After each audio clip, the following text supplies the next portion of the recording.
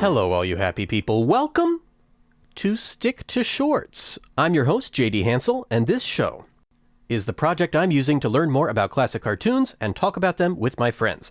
What do I mean by classic cartoons? Animated TV shows? No. Animated web videos? No. Feature-length animated movies? Heck no! On this show, we talk about classical, theatrical, animated shorts. These are the animated films produced for movie theaters during the classical Hollywood period. That makes this, technically, a movie review podcast. So if you know what movie review podcasts are like, this is that. The only difference is that these movies will only take you a few minutes to watch, and they're also cartoons. This week, I'll be talking about an especially cinematic animated film. In fact, it even had its own theatrical trailer, but I'll need some super friends to help me out. Folks, it's really happening now. The Muppet fans are taking over the cartoon space. People are saying it's the first ethical, empire-building, colonizing project in history, and those people are absolutely right. And they might be underselling it, honestly. This is great news for cartoon fans everywhere. Joining me on this really necessary trip through Toontown are two of my pals from ToughPigs.com. First up, he's the founder of ToughPigs and co-founder of Muppet Wiki, but more relevantly to this podcast, he is also the creator of the comedy blog Superheroes Every Day and its podcast of the same name. Apparently has a whole lecture, presentation of some sort on the evolution of Superman that I have not yet watched. Didn't know about, and I'm eager to learn everything about. Danny Horn, welcome to the show. Thank you very much. I'm so excited to be here. And of course, I couldn't do this episode without just about the biggest Superman fan I know. He's the co-owner of ToughPigs, producer of Muppet Fan Podcasts with ToughPigs.com, and my editor, Joe Hennes. Welcome to the show. Oh, well, you just gave away my secret identity, JD. Jeez, man. It's all right. It's okay. Anyone who has seen the cartoon about you is aware of your secret identity. Wink. They know how mild-mannered I am. Apparently that made it into the comics that, like, I don't know if it was the comic strip or the comic book, but Clark and Lois went to see a Superman Fleischer cartoon. Yes. And then he had to, like, keep her from noticing the parts that in the cartoon that give away his secret identity. That was a comic book. He trusted the Fleischers with like, okay, don't tell anybody, but this is what I look like, and this is my secret identity, and you can put it in your cartoon, but like, don't make it that blatant. Everyone else gets to know, just not Lois. I don't understand. In case you were wondering about that theatrical trailer, it's not like a full 2-minute trailer, as that would be 1/5 of the runtime of the film itself. It's only about 20 seconds long, showing a few brief moments with big text popping up the way it does in classic movie trailers of the period. It says, "Superman in Technicolor. Follow his thrilling career on the screen of this theater."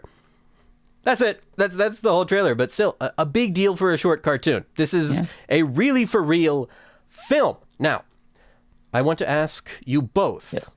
Thereby putting you in the awkward position of figuring out who's talking first. Can you tell me a little bit about your history with classic cartoons? Well, that's very interesting. I don't know if I have a history with classic cartoons. I like them very much. I grew up watching them. I grew up a long time ago, back when they used to show Looney Tunes and Tom and Jerry pretty much nonstop on television. I don't think they do that anymore. And I am a big fan of Superman. Perfect. And my story is actually really similar to yours. Just like I watched a lot of stuff on TV. There was always stuff on TV that I was watching. And so a lot of that turned out to be, the old Looney Tunes especially, but also like the old Disney cartoons. But I will share this memory. One of the other co-owners of ToughPigs, Ryan Rowe, and I used to live together. And one day, this must have been like 2006. And we had a dollar store on the corner right next to our apartment. And we went to the dollar store to buy some stuff, and they had a rack of $1 DVDs. And one of them was like 9 hours of classic cartoons. And we're like, that's worth $1. Yeah. And so we bought it. And it's, of course, like it's all this public domain stuff. But as I'm sure we'll talk about here, the Superman cartoon is in the public domain. And so there was a few Superman cartoons on there and a bunch of like old, I couldn't even tell you what they were, like Silly Symphonies type of stuff, black and white, all set to music. And like, we loved it. It was that one DVD, but we watched it over and over and over again. I realized actually I'd forgotten the one important way that I cross over with classic cartoons is that I created on Wikipedia, I created the page for Milton Mouse, which was Paul Terry's their version of Mickey and Minnie Mouse. They actually had like Milton Mouse going, and then once Mickey Mouse became really popular, they changed what Milton and his girlfriend looked like to look exactly like Mickey and Minnie, and they got sued by Disney. Of course. And so if you look up Milton Mouse on Wikipedia, that's my page. That was you? That was me. Whoa!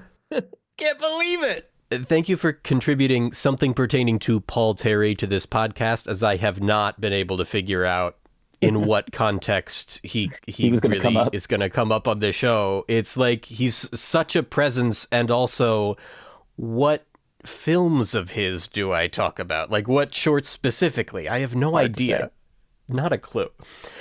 Anyhow, the cartoon we're talking about today is from the Fleischer studio. And Fleischer is actually one of the studios I've worried most about talking about on the podcast. There are a lot of folks who are exuberantly passionate and knowledgeable about this specific studio, and I don't know it all that well. I'm going to try to talk a little bit about its history here, just hitting some highlights to give us context based on what I've gathered so far. If I've made any serious errors, please send me an email at jd@sticktoshorts.com. I'll try to issue corrections in future episodes. So the Fleischer Studio is famous for creating Betty Boop, turning Popeye the Sailor from a comic strip star into an animated cartoon star, and of course being the first to bring Superman to the big screen. They were true innovators who had advanced the art of animation numerous times in numerous ways before they took on the task of creating the cartoon we're talking about today. The Fleischers were a family of immigrants from Austria who grew up in New York City, who specialized in making urban cartoons that captured working-class city life in ways the California studios, such as Disney and MGM, never could. Max Fleischer was an artist and inventor, and he served as the producer who ran the studio, while Dave Fleischer directed the cartoons. Directed is a tricky word here. At other cartoon studios, directors typically did some amount of drawing. Dave hardly ever drew anything. That was not really his skill set. He was a performer. Who had performed as a clown at Coney Island, so he basically acted out the stories for the animators to draw. The cartoon that we're watching today, you look at the people who are credited as the animators, they basically more or less directed the thing. Back in the silent era, Max noticed that a lot of the early animated cartoons didn't have a good sense of movement. They were made up of individual fragmented poses that didn't flow at all or fit together, so he developed a machine that could help fix that called the rotoscope. We'll see this machine at work in the cartoon we're talking about today. The rotoscope basically took live-action film footage and projected it in such a way that animators could draw over it one frame at a time. Sometimes animators have used this to simply trace live-action footage, which ends up looking kind of strange and is generally frowned upon. But at best, the live-action footage is used as a guide. This not only helped with the flow of movement, but it made for performances that audiences could connect with and in some sense believe in.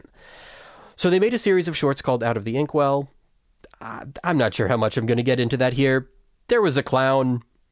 He was a cartoon. Max Fleischer was there on screen as the animator. He was not a cartoon. The interactions would serve as an inspiration for Disney's Alice comedies that kind of flip the scenario around. Instead of a cartoon coming into the real world, Disney would do a real person going into a cartoon. The more surprising way in which the Fleischers preceded Disney was with synchronized sound. They made a series of sing-along animated shorts years before Disney's Steamboat Willie. These introduced the Follow the Bouncing Ball sing-along. They also came up with an early version of a multiplane camera. They produced an animated feature film in the style of Disney's Snow White, Gulliver's Travels. It was successful, but not quite a Snow White kind of successful, and it really moved them away from making films in their own style, on their own terms, toward just making a copy of what Disney was doing, but without the same story sense as Disney. As they were working on another feature-length animated movie, Mr. Bug Goes to Town, they ended up more and more in debt to Paramount. That movie is considered pretty good, but it was released the night before the attack on Pearl Harbor. Paramount felt that nobody would be in the mood for a cartoon feature at that moment and pulled back their promotion. The good news for the Fleischers was that they were given an incredible opportunity to take on a whole new, ambitious project. But the bad news is that it wasn't offered to them so much as it was kind of shoved at them by Paramount. Having outbid the other studios for the rights to adapt the popular comic book series, Paramount gave the Fleischers the task of bringing to life Superman. Now, I don't know Superman that well. Both of you seem to me to be very knowledgeable about Superman. My understanding of this character is that he's basically if Moses could fly. Is that a good starting point? I mean, no? Sort of. Okay. I mean... Joe, can you talk a little bit about Superman? Yeah, so Superman was created by two young men from my hometown of Cleveland, Ohio, Siegel and Schuster. Basically, like it boils down to they were two young sons of immigrants, and they wrote about the immigrant experience. So it was this alien from outer space, and he comes here and he looks just like everybody else, but he can do some amazing things and help protect people and hang out with a cool pretty lady.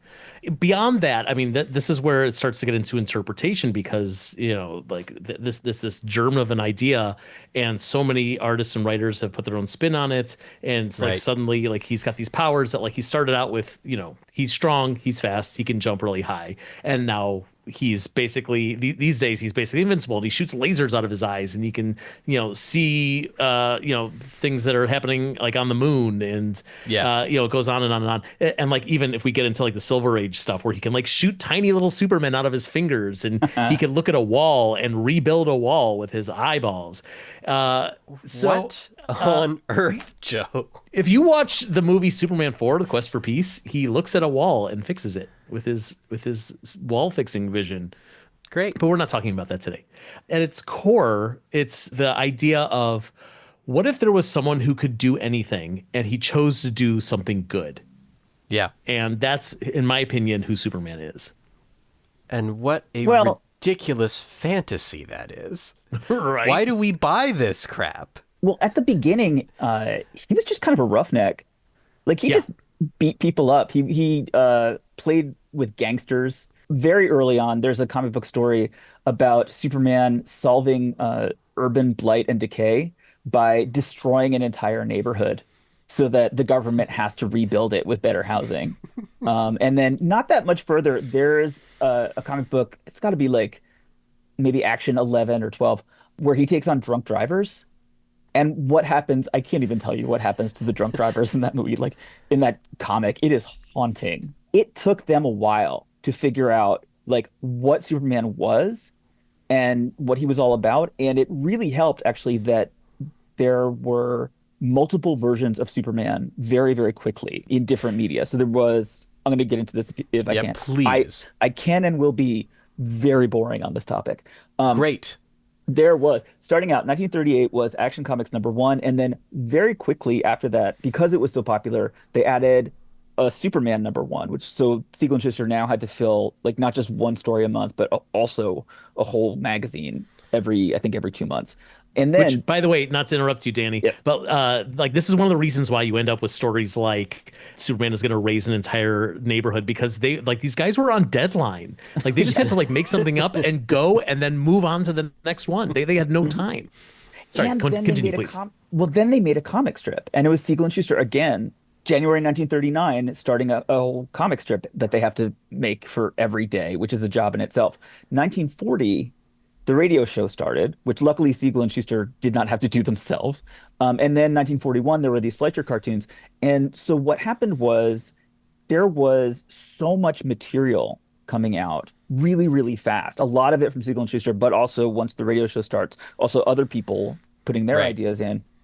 And basically, by the process of natural selection, the best ideas started to rise to the surface and get shared among all the other media. So, for example, Joe, as you said, that Superman originally couldn't fly; he could just leap tall buildings, and there are comics in which he's like leaping across the country. The radio show was the one that made him fly, because leaping. So I did some research on this because I also thought it was the radio show. But I've also now found some sources that because the Fleischer cartoons are only a year after the radio show started, that some people are saying that he didn't fly at the beginning of the radio show and that he actually flew for the first time here in the Fleischer cartoon because it looked too stupid to animate him just jumping all the time. And they went to Siegel and Schuster and they were like, can we please just have him fly? And they're like, fine, just do it.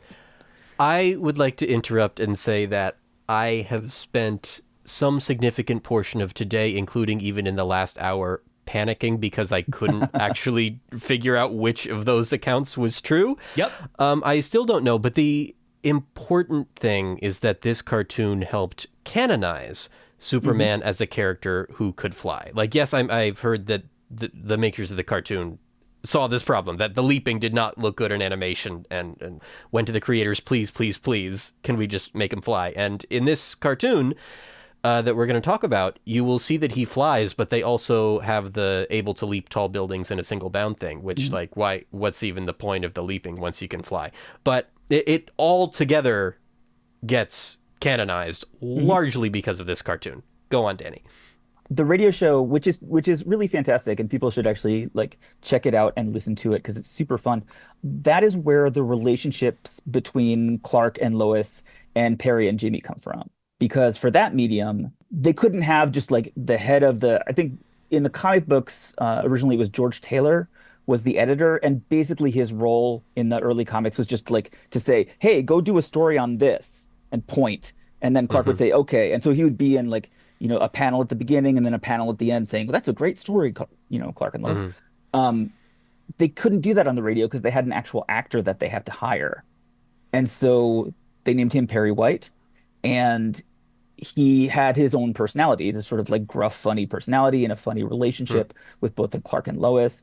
And similarly, they needed Clark and Lois to have a relationship with each other because, again, we have these actors. They're the only regular actors that we have.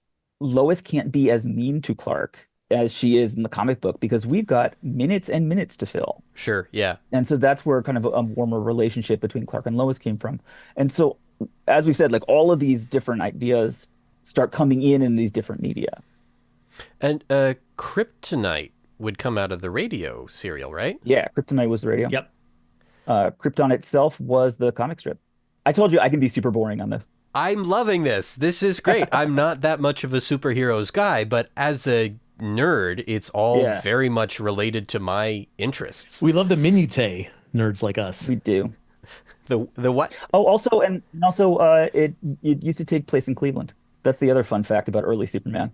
Yeah, some of those, especially you look at the early issues and what the city looks like. I think at some point they call it Gay City. Is it Gay City in a couple of comics? Gay City is a different city that they travel to. Is that a different city? Yes, they should bring that back into continuity. There is an amazing comic book issue where Lois and Clark both go to Gay City. And Clark and Perry say that it is way too dangerous. They tell Lois the Gay City is no place for a woman. And she says, "Oh, forget that. I'm getting a Gay City." That's right. But originally there's we see the address on a telegram that Clark sends, and originally it took place in Cleveland where Siegel and Schuster were. And so if you look at the cityscapes that they would draw, and even stuff in this cartoon, it looks like Cleveland. I think a lot of people would look at this. There's the first shot that we see after the intro in this cartoon. We see what I assume is the Daily Planet building. It does not have the big globe that we would recognize today as the Daily Planet building, but it is just a building in a downtown area. And it kind of looks like the Chrysler building, maybe, but if you know Cleveland, it looks like oh man, now I'm drawing a blank on the name of the building. There's a famous building in Cleveland that looks kind of like that. And it's that's what they were pulling from. And I don't know, again, as a Clevelander, I love the idea that Superman he was there. We didn't know he was Clark Kent, but he was there in our fair town. Yeah, and this cartoon was animated by a New York animation studio, and you're New York based now. So really, this whole cartoon was made just for you, Joe. One of these days I'll move to Metropolis. Yeah, I know. Yeah, that day's not today. So the lore about this film is that Dave Fleischer didn't really want to do it. The studio was swamped enough with the Mr. Bug project, so he threw a ridiculous number at Paramount for the budget, $100,000, which was several times the cost of one of their typical shorts. Then Paramount said okay. And so, by the way, $100,000 is $1.6 million per episode today, in today's money. So, to be clear, Paramount did not actually stick with that agreement. They ultimately worked it down to just $50,000, but that's still it was a lot more money than they were used to spending on a cartoon. But then they took that and invested it in really developing their technique, figuring out how they were going to form physical structures for realistic human bodies to make these characters and their actions work. And the results really paid off and were hugely influential in so many ways. Without further ado, this week's trip through Toontown takes us to 1941. The studio is Max Fleischer, the director is Dave Fleischer, the cartoon is Superman.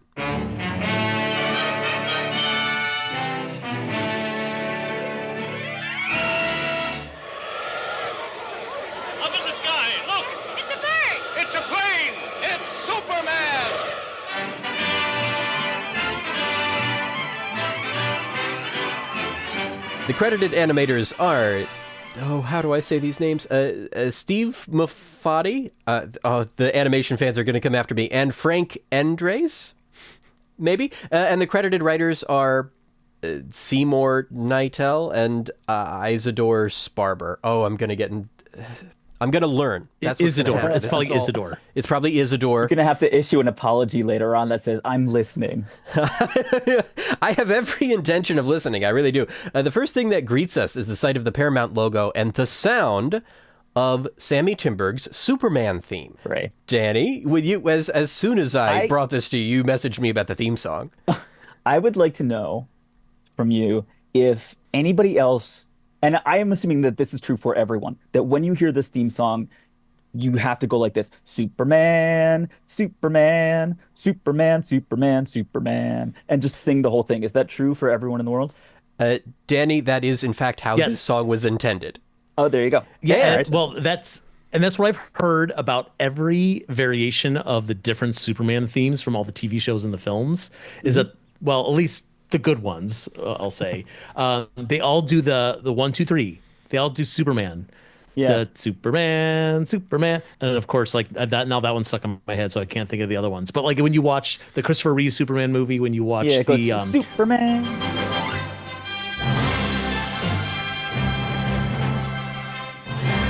Yeah, the Batman Superman the animated series, the Bruce Timm show has its own like Superman. Yep, and it really is like the key to making a good and memorable Superman theme song.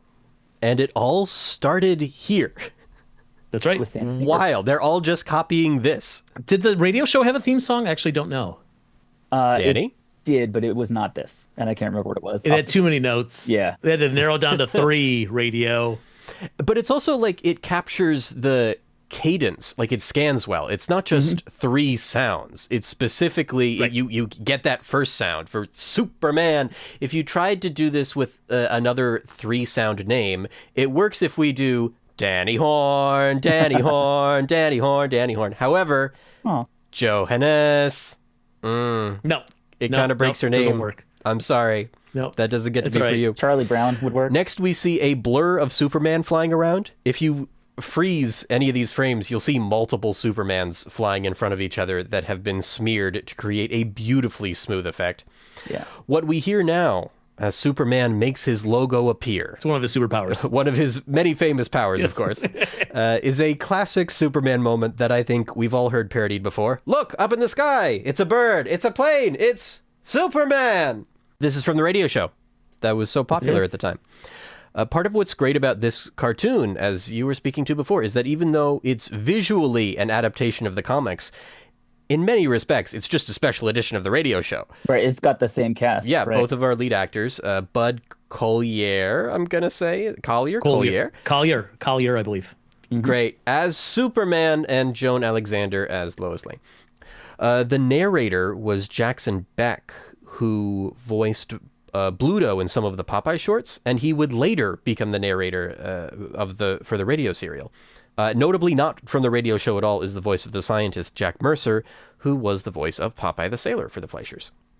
So the narrator comes in and says, "In the endless reaches of the universe, there once existed a planet known as Krypton, a planet that burned like a green star in the distant heavens. Krypton looks a lot like Earth, but it has all this like Wicked Witch of the West style green smoke around it that looks like it smells really bad. And like these weird lines. Yeah. What are those things? They're like like telephone lines across the country. Right. I'm thinking that there's some kind of bridges for high-speed transportation or something, but given that we can see the lines from space, these bridges would have to be as wide as the state of Delaware. I figured that was just what they thought a globe looked like.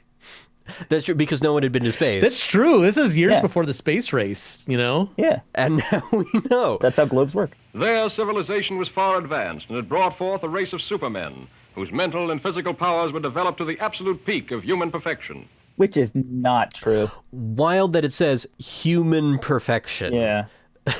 Like, these aliens are just humans that are objectively better than us. They think so, at least. Except that they're worse and dumber. The one thing that we actually learn about Krypton is that it's run by a science council, and they're dumb. They're like stupid enough not to realize that their planet is about to break apart. Yeah, that would never happen here. Right. This is the thing, is that it's so hard to call out anyone in fiction saying no one would ever do something that ridiculous. Leaders would never. It's done now. That's over now. Yeah, Krypton is just like climate change deniers. That's what Krypton is. That's really what Superman is all about. It's barely even a joke. That's just true. Right. It's, well, I mean, that's what the green fog is. That's all greenhouse gases. Literally greenhouse gases. Greenhouse gases. Yeah. I did wonder why their planet is glowing like a star. Shouldn't their star be glowing like a star? You know, maybe it's its own star. What if a planet can be its own star? Perhaps. There came a day when giant quakes threatened to destroy Krypton forever. One of the planet's leading scientists, sensing the approach of doom, placed his infant son in a small rocket ship and sent it hurtling in the direction of the Earth just as Krypton exploded. And Krypton, we see, becomes this adorable, fluffy cloud in space as its people die a tragic death. Kablooey. The rocket ship sped through star-studded space, landing safely on Earth with its precious burden, Krypton's sole survivor. A passing motorist found the uninjured child and took it to an orphanage. Nope. I love that passing motorist. Who is he? Who is that guy? I don't know. Let's tell his story. And that passing motorist would become Lex Luthor. I like that the shot of the orphanage is just a sketch presented in a sepia tone that doesn't match the aesthetic of the rest of the cartoon at all. No, that's bonkers. It adds a documentary feel to the cartoon for a few seconds because it seems like a historian in the world of the cartoon found this archival image depicting... We would show you a real picture of it, but right. I'm so sorry. Like, it doesn't exist anymore, so you have to deal with this sketch that we did. Right. I can't tell if this is a stylistic choice to say, like, well, this is Earth's past. It's a long time ago in Superman's story. Or if this is truly just where the budget ran out. Yeah, right. Or where time ran out. I suspect it's the latter. So one thing I want to say about this whole... like previously on Superman thing that we just got. So this whole thing goes by in what, like 20 seconds. Like it's not that long to just hear the narrator kind of run through this, like Krypton blew up and then, you know, there was this passing motorist and then he grew up in an orphanage and we just forget about the Kent family altogether. Mm-hmm. So there's a famous page of a comic book called All-Star Superman. It's written by Grant Morrison. And he has boiled down Superman's origin story to 8 words. And it's like widely considered like the definitive one-page origin story for Superman. And those 8 words are doomed planet, desperate scientists, last hope, kindly couple. And obviously that's telling the whole story of like the planet blew up, scientists sent it was all they could do is send off their baby to another planet, but he was adopted by the Kents, and then we know the rest. He became Superman. And it's so interesting to me that if that is so important that this origin story only got through 6 of those 8 words before they were like, and then yada yada yada, he's Superman now. Well, that was, if I can be boring about this again, that was the original Action Comics #1. Was just passing motorist. And then the Kents got introduced when they did the origin again for Superman #1. Fascinating. There you go. Yeah. There we go. This is what I wanted. This is what I wanted. All right. But again, like I do want to just go back to this idea of like, I mean, I totally respect the idea, the fact that the people who are making, who are writing this cartoon were like, we're going back to the basics. We're going back to like where this thing started. Motorists. Yeah. Exactly. But at the same time, we were just talking a few minutes ago about like best idea wins. Mm-hmm. And like, look, you got a good idea. Superman can fly now. That's more fun. Now that's canon. And so obviously like they were ignoring some of the canon. Not that the Kents are that important at this junction of Superman history, but like they are now. Mm-hmm. And like they're like formed who Clark Kent would be as a human being, and why Superman is the kind of person who, again, in my opinion, is defined by the fact that he wants to do good because he was brought up that way. And no, the orphanage must have done the same job off panel.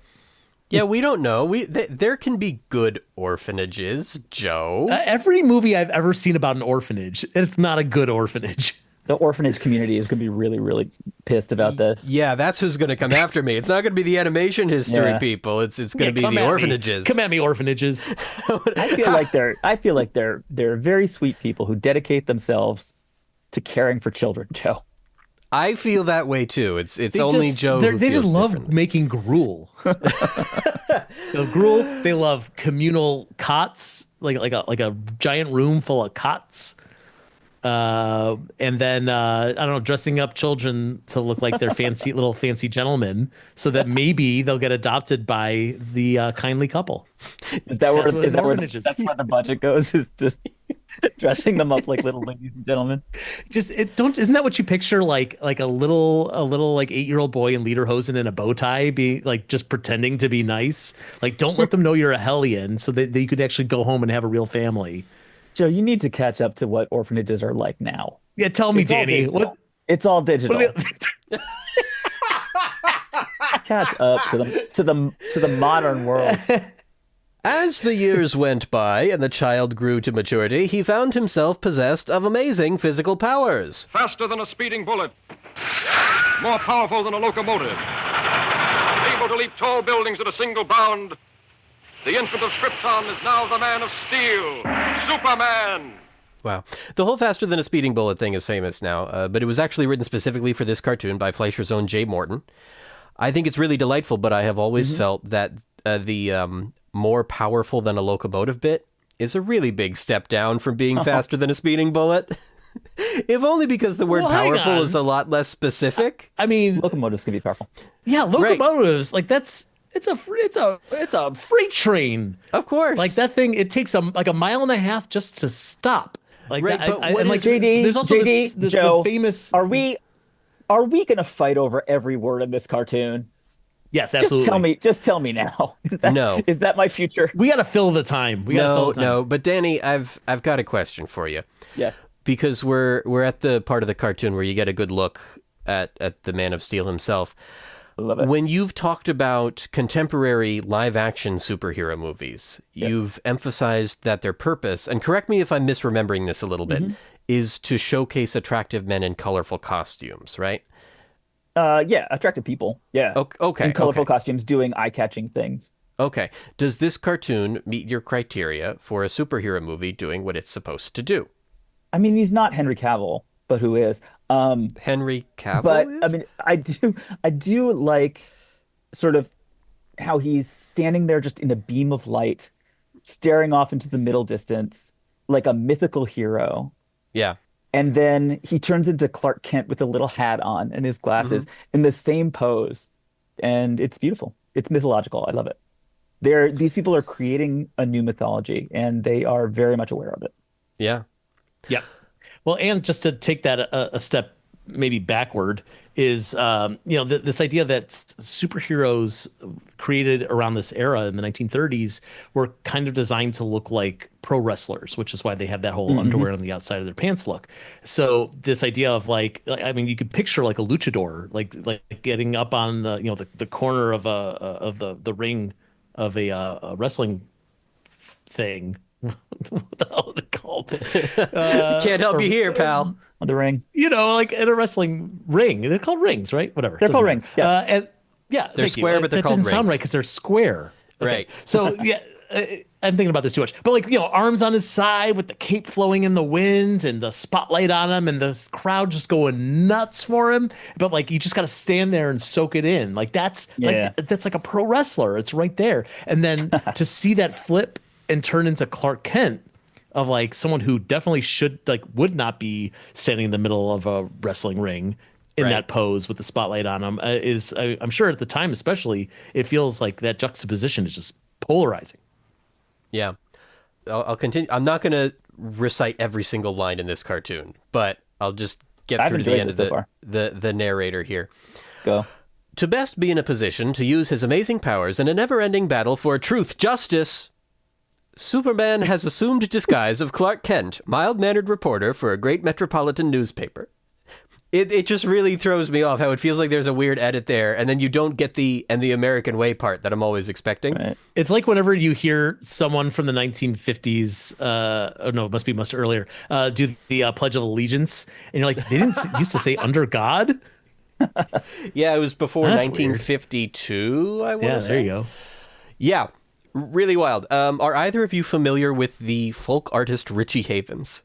I am not. He was in early episodes of Sesame Street singing with no Muppets on screen, so it's not that interesting. Yeah.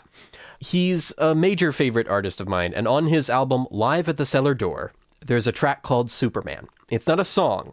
It's a weird short monologue he did in one of his concerts in the early 70s, in which he talks about growing up with comic books.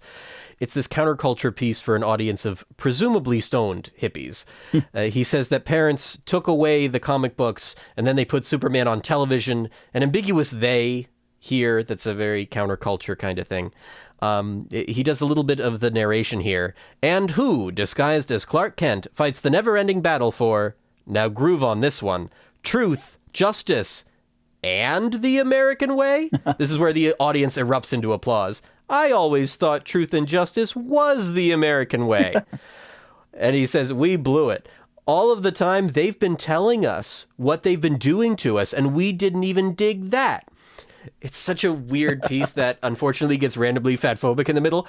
A crushing blow that comes out of nowhere. That in the middle of the discography of an artist whose music I adore. But now that's all I can think about when I watch this part of the cartoon, even though it doesn't even mention the American way. That comes from later stuff.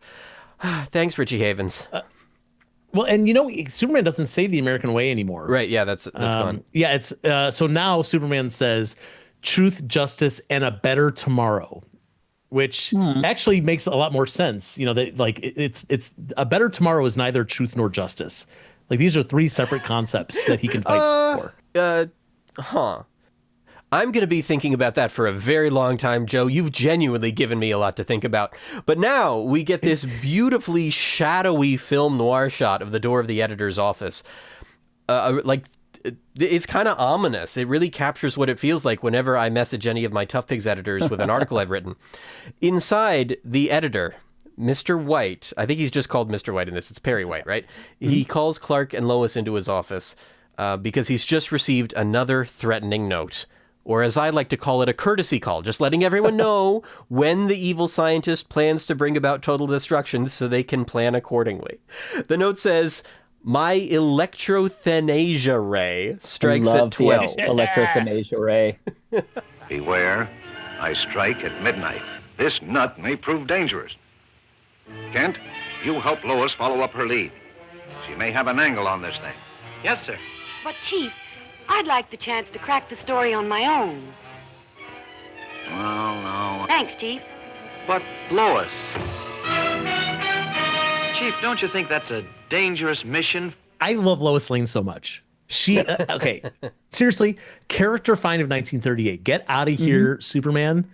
It's all about Lois Lane. The fact that totally agree. We get it. Okay, he's this guy who can do a bunch of things, and we want to see him do a bunch of things. That's really what Superman is. But Lois Lane being like, I don't even care what my boss says. I'm gonna jump straight into danger. Let me put on my aviator cap. Yeah. Get into this plane that's just sitting outside downtown Cleveland and just biplane into the mountain by myself and knock on the door. Who would do that? Lois Lane is who. Yep. She is the greatest. It is her job. That's her job. And she loves it. She's going to win a Pulitzer for it. Just get into trouble. Yeah. Yeah. Yeah. I love Superman is the most powerful being in the universe, except for Lois Lane, who is even more powerful. Because here is this living God who just follows her around like a puppy and just wants to impress her. She is the most powerful being. I mean, the question is always going to be for Superman, who as you say, he is a living God, and to say oh, this is the woman that I have fallen in love with, and she is a mere mortal, and they have to prove to us, as the readers and the viewers, that yes, she is worthy of the love of a god. And it's not just that she's beautiful. It's not just that she's smart. No. It's not just that she's like kind of like a go-getter or whatever. Like she is everything, and also wholly singular. Of like, no, there is no one like Lois Lane, and therefore Superman can fall in love with no one but Lois Lane. Okay. And she cares about truth, so that Superman only has to supply the justice. Like, this is a really sweet deal for him. Yeah. Just cut out half the work for him. So we, fade into Lois putting on her pilot goggles and flying an airplane wildly. I love it. I love it so much. I love nothing. This is my favorite thing about this whole cartoon is Lois Lane being like, peace out, and jumping in the biplane by herself. Yep. Oh, it's so good. By the way, that's a wrap on Superman until Act 3. Yeah. That's true. The cartoon has a perfect 3-act structure, with Act 1 being mostly introducing Superman and then getting Lois to go and fly off. And then Act 2 is just Lois and that scientist. And the bird. Don't forget the bird. And so we got 3 more minutes without Superman just to get into trouble, basically. Yes, at a mountaintop observatory / obvious evil lair, the scientist sits on a throne with some sort of evil bird perched on the back.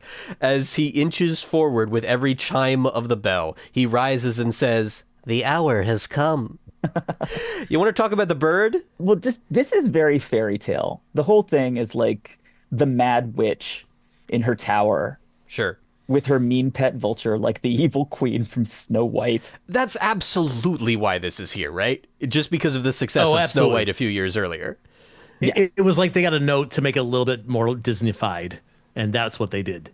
And a little more cartoony, because they're a cartoon studio doing whatever this film is supposed to be, which is so different from anything before. Well, I mean, just to that point, it's the rotoscoping technique that you mentioned before makes it feel like it's real and grounded. These are real, like they're moving the way that real people move.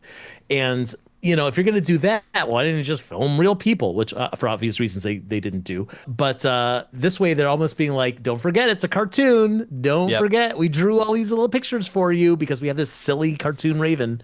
Or vulture. What is he supposed to be? A vulture? Raven? Crow? I thought he was a vulture. No idea. Yeah. Well, definitely vulture-like. There's a lot of stuff in the cartoon. Like, actually, when Lois takes off in the plane has, like, squash and stretch. Yeah. Yeah. And the building, once we get to the electrothanasia hitting the building, like, that topples over as if it's Toontown. Just like it starts bending. Over. Yeah. But also they couldn't rotoscope either of those things. Right. So well, I think might as well have fun with it. Like they've got sort of these realistic, the main characters, like the actual humans, look more realistic than other cartoons. But they are still living in sort of this familiar Toon world. Right. Like, this doesn't totally take place in the Toontown of any of the other studios, but it does take place somewhere nearby in the land of cartoons somewhere. Yeah. It is if Roger Rabbit's Toontown is just outside of Burbank, then this is Cleveland. It's like we're in the same country. Yeah. Like we're not that close, but like it's it's got some similarities. Yes. So the bird hops on the scientist's shoulder and they walk over to an enormous technology machine. What kind of machine does it look like? Technology. Nothing Electricity crackles and the technology meter rises. 1,000 of science, 2,000 of science, 3,000 of science. Then the lights come on, and it's the most glorious shot I have ever seen in a cartoon. What do you think they're doing in Germany? Sleeping? Like it's Professor Krassman adding another dial, another switch every day.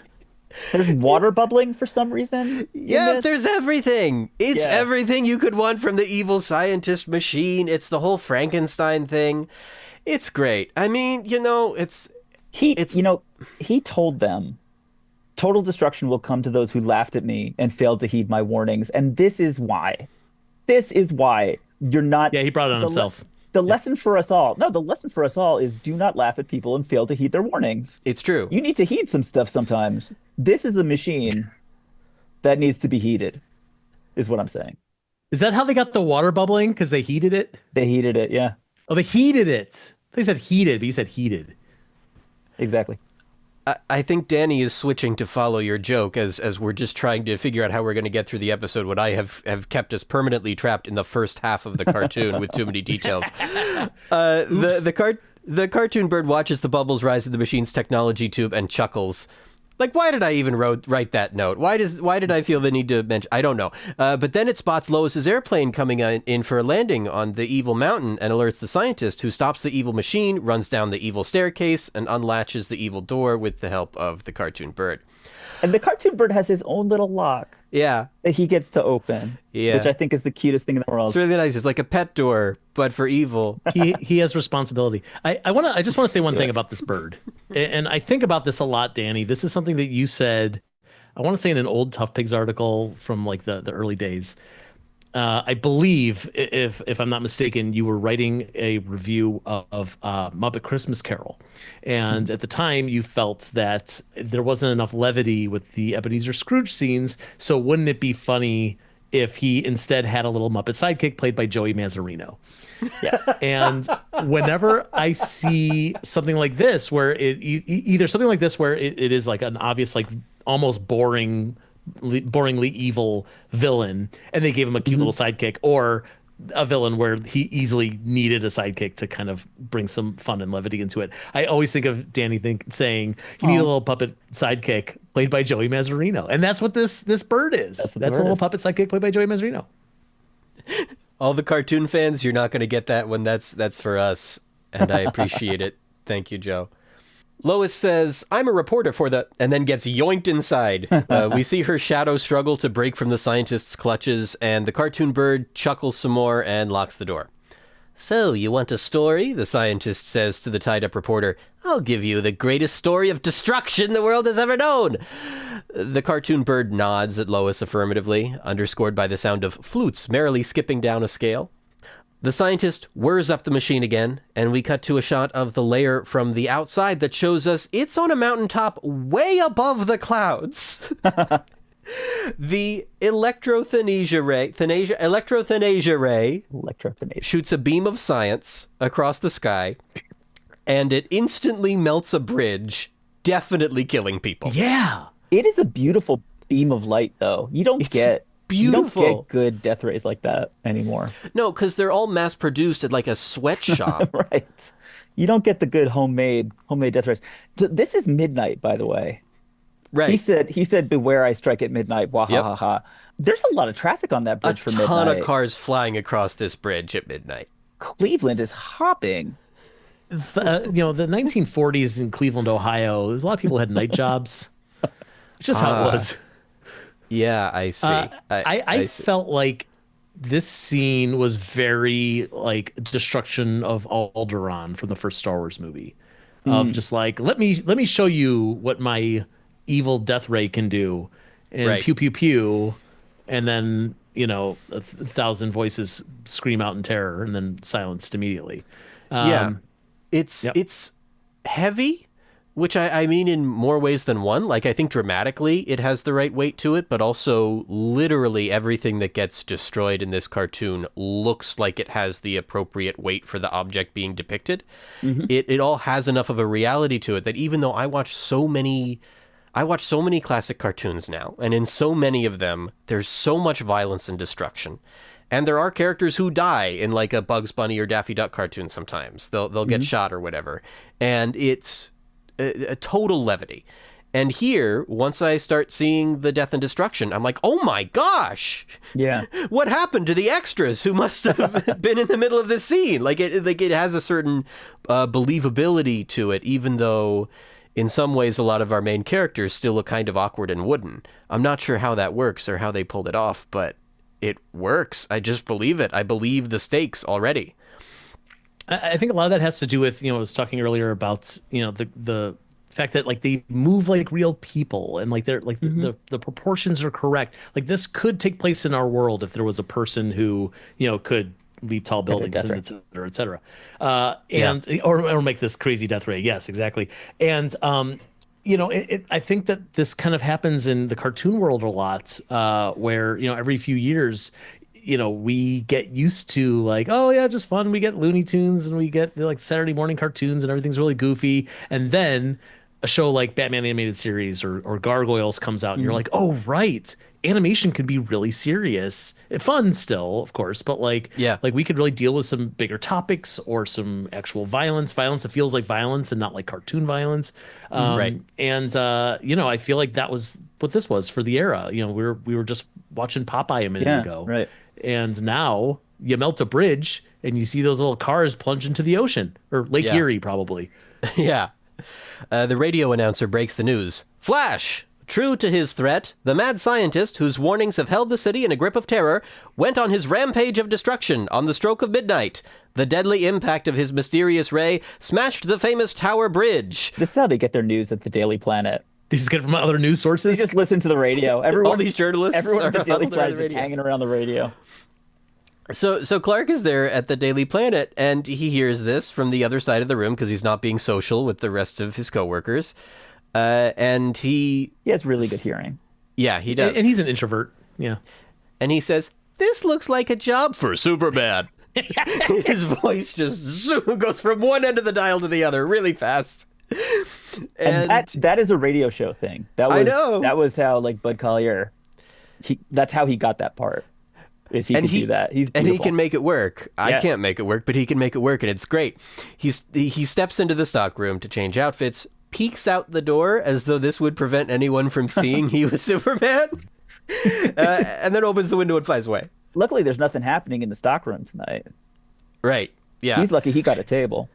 Well, it's usually where Lois Lane hangs out, but she's a little busy right now. But yeah, he's super stealthy when he looks out. It's one of his superpowers. Stealth? Yep. Great. And then he's just majestic and thrilling at that point. Yeah, there's a really convincing wind effect when he opens the window that I think was a lovely touch that just highlights his cape and gives you a sense of the physicality of this world. And you believe it when he just starts soaring. He takes off, and it's beautiful. Meanwhile, the scientist is watching a swirling image on a screen that looks sort of like a television screen, but I think it's sort of a little early for that. So, televisions existed, but not a lot. So this must be the rotoscope. That's my conclusion, is that's what he's watching. He adjusts the technology knobs to focus his image on a skyscraper and shoots some science at its base. This causes the skyscraper to wobble, and all of the mailroom workers who have been toiling away in the middle of the night run around in a panic. Yeah, Metropolis never sleeps. They always call it the city that never sleeps. We get a short, lovely montage of shadowy shots of file cabinets falling over. It's really terrific, gang. Someone's got to save these filing cabinets. I know. Who's it going to be? Oh, look up in the sky. It's a bird. It's a plane. It's Superman. He flies into the city to save the day as the skyscraper fully bends over, curving, as Danny said. It's about to land on another building when Superman catches it and pushes the wall so hard that the skyscraper leans over the other way. So he's got to fly up to the highest point. Is it a steeple, or is that just a word for churches? Or is it like the lightning rod that's at the top of a building? The radio station. Did they have lightning rods so. back then? It's a pointy thing. It's a really strong one, whatever it is, because he could pull a whole building with it. Yeah, that's the thing. So he pulls it back upright, and as we all know, both walls and pointy things are designed to carry the weight of their entire structures. Mm-hmm. This is something that I always find strange about superhero stuff. That if somebody picks up a plane from any part of the plane, that part has the structural integrity to carry the rest of it without just bending or putting a hole in it. Yes. All right, sure. I'm sorry, did you want your superhero stories to be logical and realistic? I don't know. That's not why we read them. I don't know. And also, it's not like so. It's not like they're okay, so kids at home, if you ever have to stop a building from falling, so just do what Superman did. It's no, this is all just made up silly stories, and if it looks cool, then it's cool. Best idea wins, JD. You're right. Thank you for pulling me back in. He flies down to the base and blocks the path of the science. It knocks him to the ground, but he finds the strength to fight back. He starts pushing the science forward. He bends his knees. He leaps into the air. Yes. He doesn't just push it forward. He punches a laser. He continually punches. I was getting to that, Joe. I'm sorry, I couldn't hold back on this. Punches it in the face. It's the greatest thing after the Lois Lane getting in a plane thing is that he punches a laser.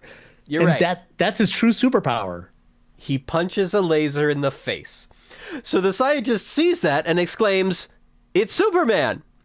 So he pulls a technology lever that increases the machine's science past 5,000. It's good that he has some extra places to go. He leaves some switches, some extra switches and levers and stuff. He'd that's for when I really need it. Yeah. The machine clanks faster and the tubes begin fuming as the lights dance more and more furiously. The beam intensifies. Superman gets knocked back, tumbling through the air until he's knocked all the way to the ground. Then, in a moment when the Fleischers could really use some of that spinach from their Popeye cartoons as a plot device, Superman just regains his strength and starts flying again, now hurling fists at the science. One right after another. Glorious. This is where the animation is at its most tremendous. The way he poses is perfect. The way he moves is perfect. It's the most satisfying image, made all that much better by the incredible colors and lighting. In this sequence, Superman is fully blue. His skin is nearly the same color as his suit, and yet the design is so carefully done that it looks perfectly natural even in an orange-yellow light. It's perfect design. Superman is kind of perfect. Yeah. I don't know how I feel about superheroes these days. I've gotten kind of tired of it. I've gotten I know I'm saying this to the wrong people, but I've really gotten tired of us going, yeah, what if there was just a really powerful person who could fix everything? Right. But when that's not what the most interesting stories are. There are stories that are like, what if there was a really powerful person who could fix everything or fight every bad guy? But those aren't the ones that 20 years later we're still talking about.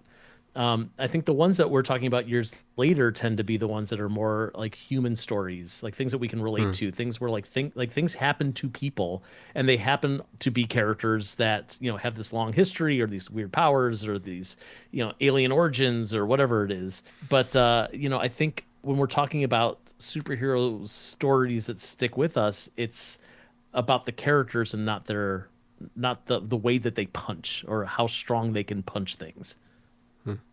You got a point. Or it's who looks the hottest in that costume. Yeah, that is actually true. Those are also the ones that we remember. Like we remember Jason Momoa in Aquaman. Do we remember the human story of that movie? No. Do we remember the Piscean story of that movie? No. What do we remember? We remember that guy looked amazing. He was allergic to shirts. Both given me a lot to think about there. You really have. This is when the scientist yells, "I don't believe it. He isn't human." Yeah, he just figured that out. But he obviously knew he was Superman. He called him by name. Right. He's like, "Oh, it's Superman." But oh wait, he could do super things? Wait, nobody told me that. Right. Extra. This is extra Superman. This is why you need to come in at the beginning of the film and get the exposition. It just wasn't common practice at the time. People would walk into the theater whenever, It was a different time. So the scientist dials up the science, intensifying the lights as Lois beholds the scene in amazement. Superman reaches the base of the machine just as the scientist, in a last-ditch effort, turns the technology machine up to its highest setting, 10,000 sciences. But at this point, it's over. Yeah, there is a moment where it's just like, honey, switches aren't helping anymore. Yeah. You need to start making a plan B.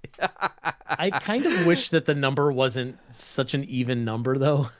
Like, I wish it was like he turned it all the way up to 7,430 sciences. Because I'm sorry, that's actually the max. You cannot. Physics will not allow you to go higher than that. He had more room on the dial. But again, Joe, do you want it to be about the real world logic and science of how the technophalangic rays work, or whatever this is called? I want there to be an internal logic for how the fake science works. Even if it's really friggin' stupid. Actually, especially if it's really friggin' stupid. Of like if he's like, "Oh, I'm sorry, that's it. That's the number. I can't go to 10,000. That's insane. That's literally impossible." And he tells that to the audience and we have to believe him. I'm down. So Superman, he grabs. Thank you, Danny. He grabs the barrel of that death ray, and he just ties it in a knot. It just swishes around, That's also one of my favorite Superman things, when he takes things that shouldn't bend and then ties them into knots. Bends them. Yeah. It's good stuff. But it's also such a cartoony thing. Like, this is the sort of thing that in way older cartoons, like Mickey Mouse in the Gallopin' Gaucho grabs the neck of some animal. It's like, I guess, a horse, and just pulls the neck and uses that to tie a knot around the stand that holds it in place so it can't go anywhere. And yet here, that's such a cartoony thing and such a early animation, rubber hose animation thing. And here, Fleischer has perfected their craft to the point that they can have a fairly realistic character do the same kind of move to something, and it works, and we weirdly believe it. And I think it also pays off because he does this cartoony thing, but then the quote unquote real effect of it is that the scientist is still trying to shoot his laser, and it backfires because he broke the technology. Right. And so the machine begins to destroy itself and looks fabulous doing it. Yeah. Glorious. It's so beautiful. I will confess here, one of the many reasons why I'm the wrong person to be doing this podcast is that I had actually not seen this cartoon until a few weeks ago, maybe months ago, but it was pretty recent. I had never watched it. And after I was reading about it in the book, The 50 Greatest Cartoons, I was looking at these images and reading the description and the history and going, I have to see this, but I only want to see a remastered version. And I don't even want to trust whatever's out there on YouTube in case that's been, edited or tampered with. From what I can tell, it's actually fine. But I went and bought the Blu-ray sight unseen and got the experience of seeing this cartoon for the first time in HD. And it did not disappoint. I was stunned. And it's these scenes with the technology where they put so much detail into it. Hey there, JD from the future here with a quick note. So there's a caveat to everything I've been saying about how the restorations of the Superman cartoons look really beautiful. They do. However, you're not really getting the cartoon the way that it's meant to be seen because these cartoons have never gotten a proper restoration. And so throughout this episode, you've probably noticed weird little moments when I skip a word when I am quoting the cartoon. Instead of saying that Superman assumes the disguise of Clark Kent, I just say assumes disguise. Or instead of the battle for truth and justice, I just say truth, justice. Those audio skips are on the Blu-ray because no one ever bothered to do a proper remaster, so you've got a lot of careless errors like that. The endings are very awkward. That's what I noticed when I was watching it, and I'm like, these are supposed to all be perfect now, but the endings are so abrupt. That's because they didn't restore the original endings. They found a copy of a Paramount logo and attached it to the end of each cartoon. This is really frustrating to me because, as we've been talking about, this cartoon is pretty influential. It's kind of a big deal. And it's not that there isn't interest in getting it properly restored. In terms of public interest from cartoon fans, that's there. And I saw in a Facebook comment in the Cartoon Research Facebook group that Jerry Beck says that Warner Archives' own George Feltenstein is hoping that they'll get to properly restore these and release these looking all nice and pretty, with no audio errors. I hope someday we do get to see it. And I also hope that this podcast can help get a few more people talking about these great cartoons, so that an increased demand may one day lead to a supply. And now, back to the show. So, Superman rips open the wall. We're almost done, guys. I'm sorry. Don't apologize. I'm still here. We're okay? We're good? Yeah. All right. Good. Cool. I can't tell. Having a hard time reading the We're room, talking but I think about we're doing Superman. okay. This is so Great. much fun, JD. Awesome. Everything is good. Good. This is. I warned the two of you I would probably have a nervous breakdown somewhere in the middle of this. This is that, but I'm ready to keep moving already. We're good. My strength is rejuvenated like Superman after getting hit by the beam. Punch that laser, JD. Punch it. I know. I'm tumbling backwards. And the podcast continues. Superman rips open the wall, spots Lois, jumps down from atop the machine, and unties her. The scientist runs out of the room, followed by the cartoon bird and Superman carrying Lois. They all run down the evil staircase as the building crumbles. Outside the building, the scientist tries to run away, but Superman yanks his sleeve, giving us a bizarre moment of squash and stretch applied to one of the people that does not fit with the rest of the film, but I welcome it. It looks fun. And he carries Lois and the scientist away into the night sky as the building explodes.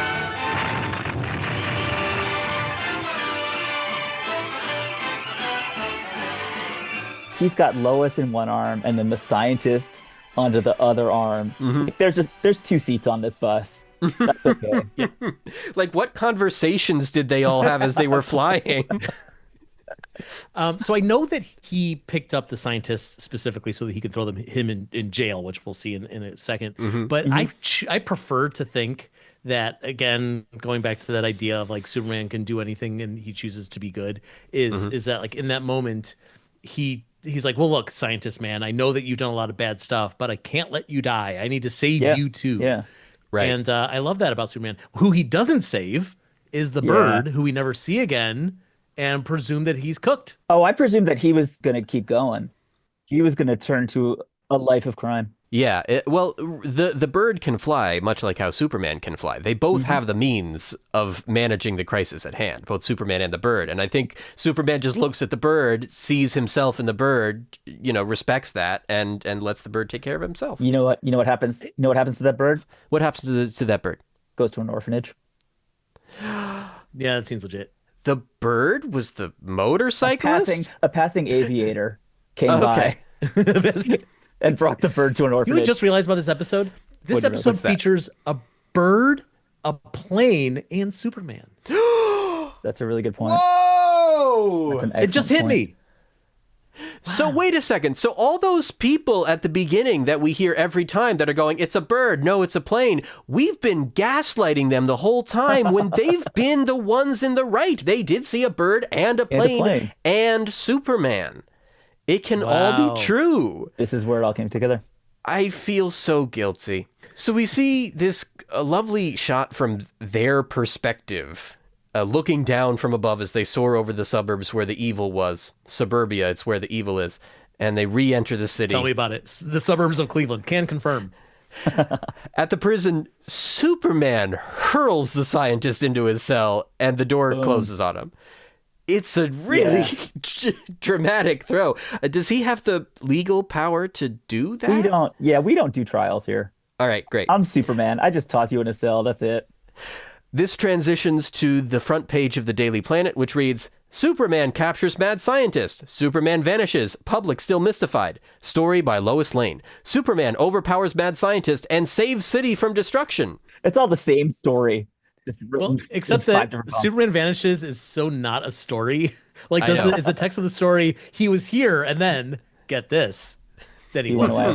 Yeah. He went away. But he definitely reduced the destruction by a lot. It's possible that the whole city or the whole world would have gotten destroyed by this beam, but Superman did not save the people from the bridge. He maybe didn't save everyone from the building. Like, that building is still damaged, and the structural integrity cannot be good. He did a lot. I want to give Superman credit. He definitely did a lot. It's just that I don't think he saved everybody. And so you'd think somewhere in the front page would be, and also the Tower Bridge was destroyed. Look, Superman was reactive and not proactive. I think we can agree on that. Yeah. And I've been waffling on this because it's like, even when he had a note. That's the thing, is that I don't think it can be called the Bush Doctrine to decide to intervene when, like, the enemy tells you he has a weapon of mass destruction and exactly when he's going to use it. Like, I think Superman would have been justified in, like, trying to figure out in the time before midnight where this is and then hanging out nearby. Yeah, he's not on patrol. He's in his cities. Did he just assume that Lois Lane had it? Like, he's like, oh, Lois is going. He said it was a dangerous mission. He said it was or a dangerous assignment, whatever. He said it was something dangerous. And there's this rumor that went around for a very long time. I don't know if either of you heard about it. Let me bring this up really quickly if I can. Superman. Superman. Superman. Superman. Superman. Superman. Superman. Superman. Superman. Superman.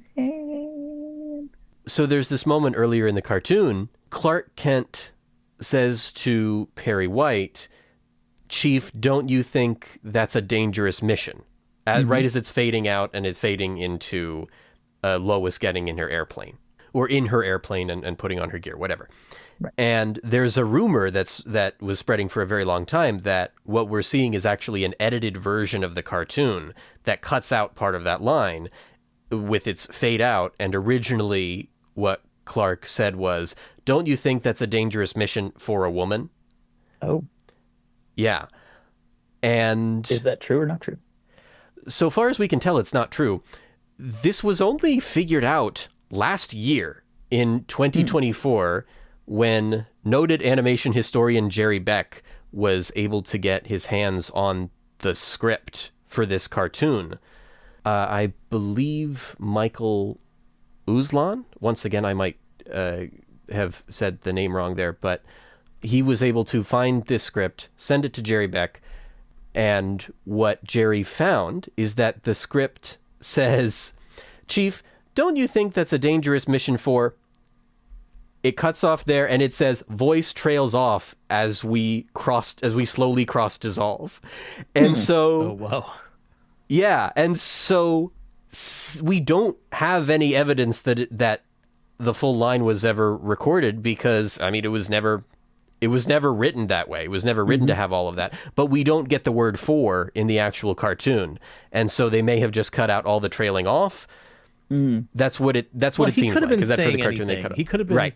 He could have been saying, like, isn't that a dangerous mission for a mere mortal?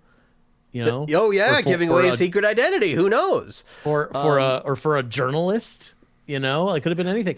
Because for anyone who's not Superman, really.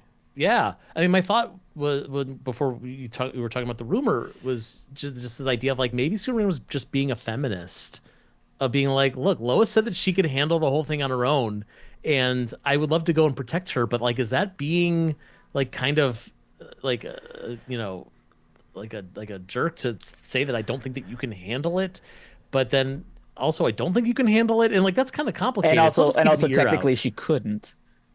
Right, that's the thing that complicated this, is what is the point of view of this cartoon and all the cartoons in here where they all have Lois being really awesome and then getting shown to need a man.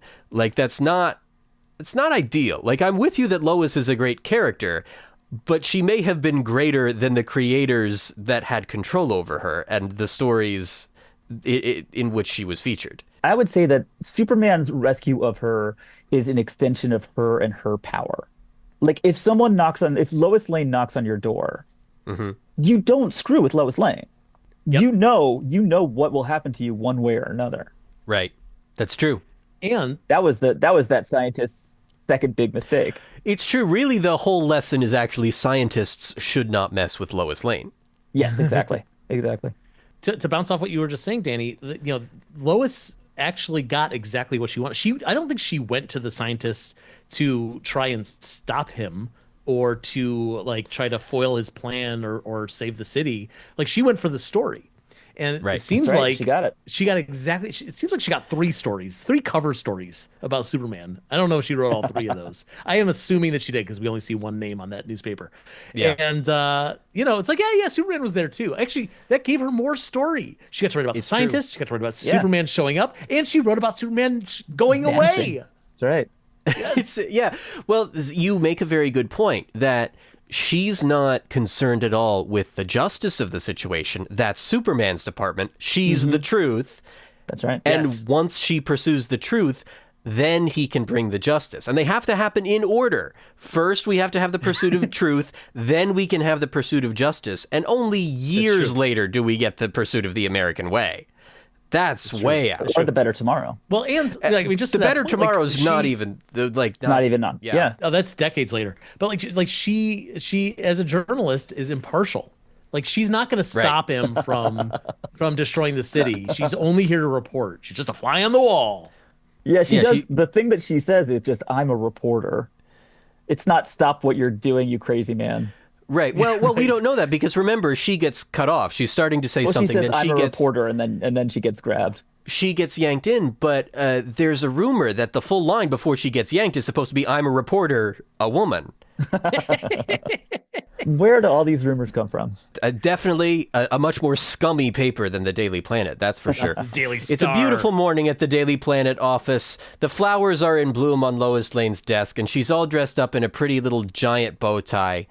Mr. White congratulates Lois, saying, "That was a great scoop." Lois says, "Yes, Chief, thanks to Superman." We pan over to Clark's desk, who looks over his shoulder to make sure no one's looking.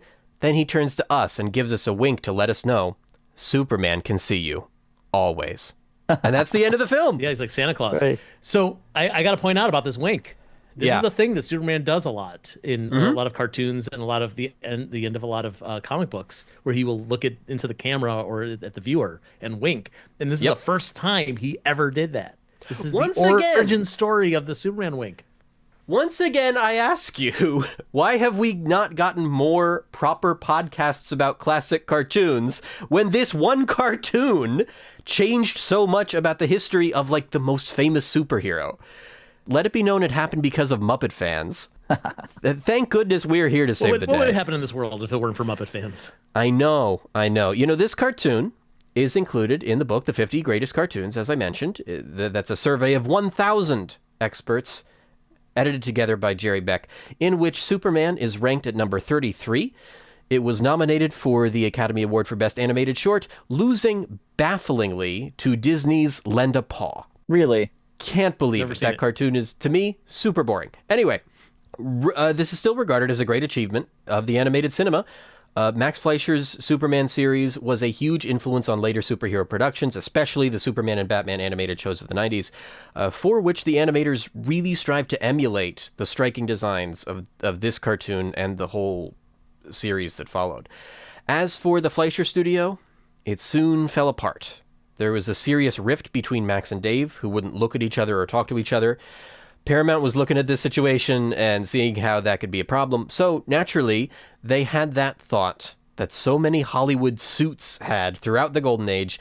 Do we really need the guy overseeing the cartoons if we can just have the staff animating the cartoons? So they seized control of all of Fleischer's assets, bringing it under their own Famous Studios moniker, and showed Max and Dave the door.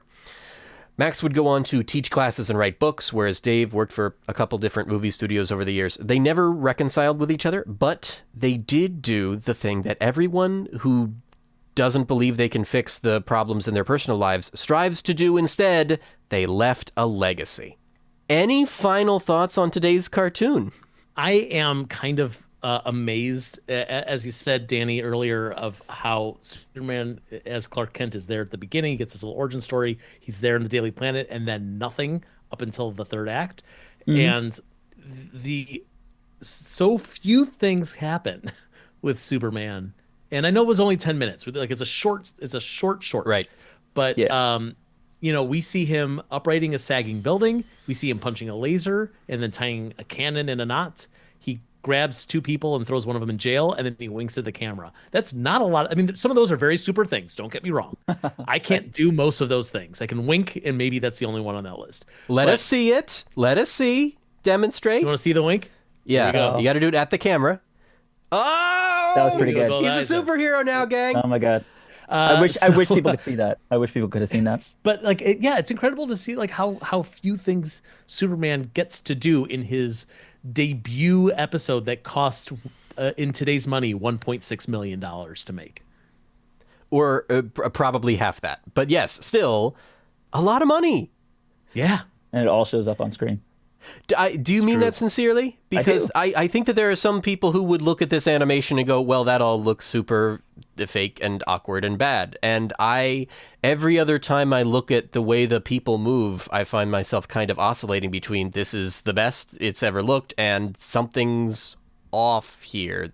Because I do think that the way that the people look in animation... Mm-hmm. It did move forward after this, like, almost a decade later when you get to Disney's Cinderella.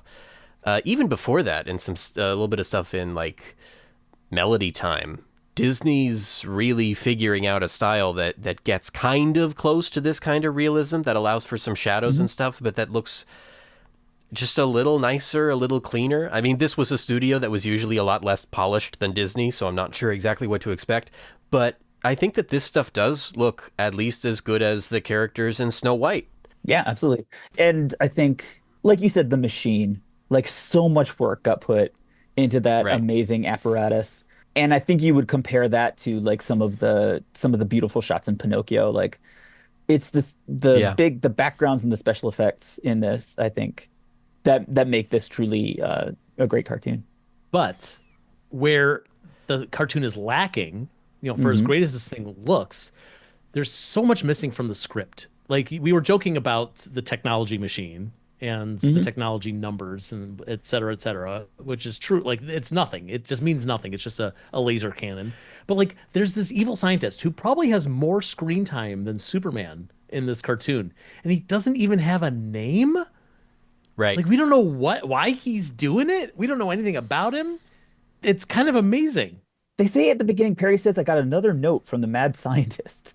Right. That's the other remarkable thing here is that it's already known that this guy has been announcing for a while that this is going to happen. And They know that it's him. He doesn't sign that note. that's true. It's just some ink spots. Well, maybe the ink spots are his signature. Maybe that's his name. It's just everybody, he just says, I have an electrothanasia ray. There's nobody else in town with an electrothanasia ray. You know exactly who that is. You know that you laughed at him. You know that you didn't heed his warnings, and now total destruction will come to you. It's true. I don't know what to make of this cartoon's approach to the social construct of madness, mostly because I don't know what to make of the social construct of madness. I've been wrestling with it for a few years, trying to get a handle on it, and I probably will be for a while. It's one of our weirder social constructs that has had a lot of consequences, and so it's interesting to see that the first foe that Superman faces is this kind of universal monster movie type mad scientist cliche and has nothing else to him. That is it. Well, that does come from a lot of those early Superman comics. Lex Luthor was originally more of a mad scientist. Then, like some people think of him more as like an evil businessman or, like the guy who runs the Legion of Doom or whatever. Like there's a lot of different incarnations of who Lex Luthor is, but originally he was more of a mad scientist, and the Ultra Humanite, who I believe was the first He was recurring first, bad guy, who very much was a JD. You're gonna like this. He started out as a mad scientist, but today we know him best as he put his brain into the body of a giant albino gorilla. And so that's who the Ultra Humanite is. And I was he thinking, was before that, he put his brain into the body of a famous female film star. Yeah, that's true.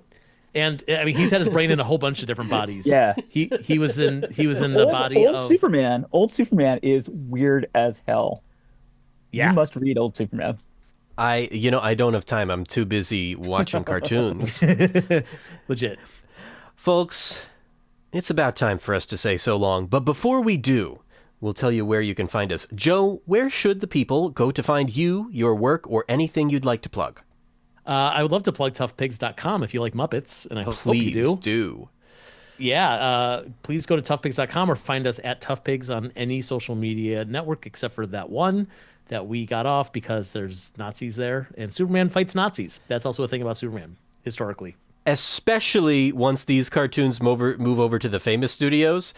A pretty night and day difference, it seems, from what I gather, from Superman dealing with a giant dinosaur in the Fleischer cartoons to Superman just fighting Nazis.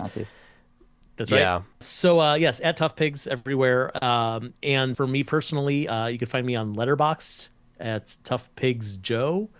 And I also post movie reviews and TV and book reviews on my Substack, which is free, at Joe Consumes Media. Thank you. And what about you, Danny? You can find my stuff all over. As you mentioned, my blog, Superheroes Every Day, talks about all of the blockbuster film depictions, starting with Superman 1, Superman 2, Swamp Thing. It's a really fun Good. blog. And I had a podcast that's currently on hiatus where I was making fun of superhero movies. That's really fun too. So that's all at superheroeveryday.com. I also have recently done another podcast on the ToughPigs Muppet Fan Network called the Fantastic Miss Piggy podcast, all about my favorite character besides Lois Lane. And It's so good. and I'm also running, if you like Muppets, I'm also running the Muppet Pictures account, social media account on both the Bad Place and the Good Place and Facebook, which is kind of in the middle. That middle place. Yeah. Thank goodness for that. Maybe leaning more and more towards bad. Yeah. But yes, it's I appreciate you putting fun Muppet pictures everywhere you can for everyone who needs them, wherever they may be. Exactly. Oh, and folks, you can probably find me somewhere on social media, maybe Blue Sky, at JD11PC. You can meet oh, mercy, my mouth. Too dry to talk. Mercy, my mouth. Yeah, I know. I talk like an old cartoon character. I was designed to be. I was built to be doing this show. You can meet... I said it again! You want people to meet you. That's what you want. Come to my house. Come to my My house. address. You can read my writing about Muppets at toughpigs.com, where you'll also find my podcast, The Great Muppet Fandom Panel. Please be sure to give us a review so more people can find us. And remember, the next time you want to destroy the world with science, stick to shorts. I'm winking at the camera right now. Wink. Did you hear that? Hear that wink? Yeah.